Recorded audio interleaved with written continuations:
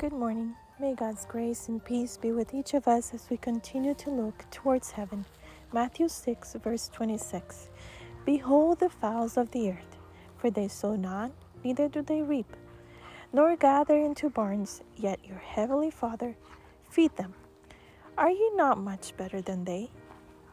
As we look upon the lofty trees, waving with fresh green foliage, and the earth covered with this green velvet carpet, and the flowers and shrubs springing from the earth, we should remember that all these beauties of nature have been used by Christ in teaching his grand lessons of truth. As we look upon the fields of waving grain and listen to the merry songsters in their leafy homes and view the boats upon the waters of the lake, we should remember the words of Christ upon the lakeside, in the groves, on the mountains, and the lessons that there were taught by him should be repeated to us by the similar objects of nature which surround us.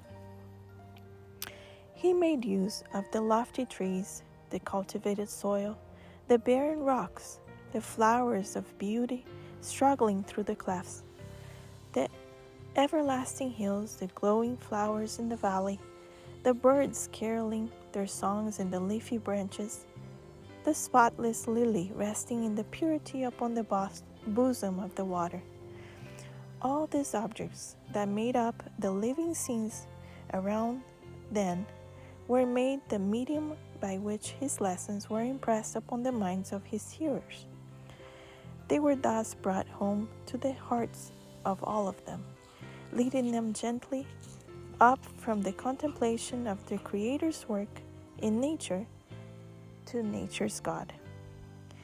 In one of his most impressive lessons, Christ says, Behold the fowls of the earth, for they sow not, neither do they reap, nor gather into barns, yet your heavenly Father feedeth them. The great teacher is here leading our minds to understand the parental care and love which God has for his children.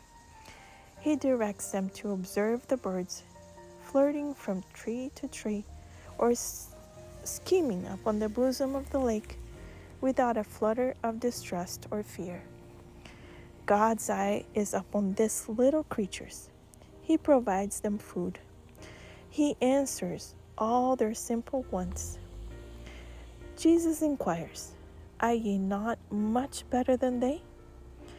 If God cares for and preserves the little birds, will he not have far greater love and care for the creatures formed in his image?